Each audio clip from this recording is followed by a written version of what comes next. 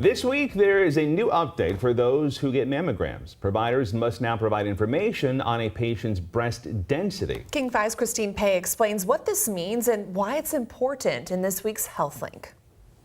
This is a mammogram of a breast with more fatty tissue, and this is a breast with very dense tissue. Dr. Brian Dontchos, a radiologist at Fred Hutch specializing in diagnosing breast cancer, puts it this way as we give you a second look. On a mammogram, what we see on our screens is fibroglandular tissue, which is the density that we're talking about. That appears white on a mammogram image. Fat, which is also within the breast, appears dark on an image. The problem is that cancer, when we see it on a mammogram, appears white.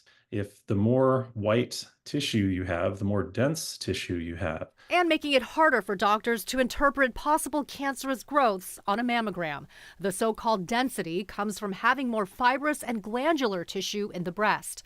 The National Cancer Institute says it's very common. Nearly half of women who get mammograms find out they have dense breasts.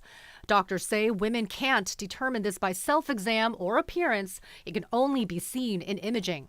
Dr. Dontchos says it's another factor women should pay attention to when it comes to their lifetime risk of getting breast cancer. That's not to say that most women with dense breast tissue will develop breast cancer in their lifetime. In fact, most won't.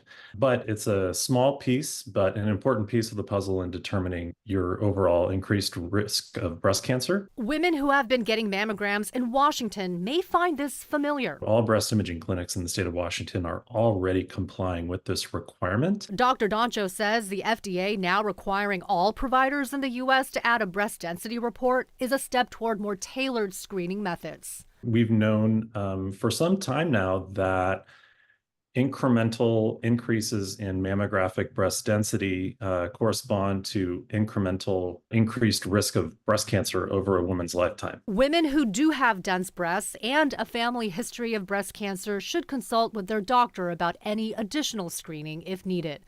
For HealthLink, I'm Christine Pei reporting.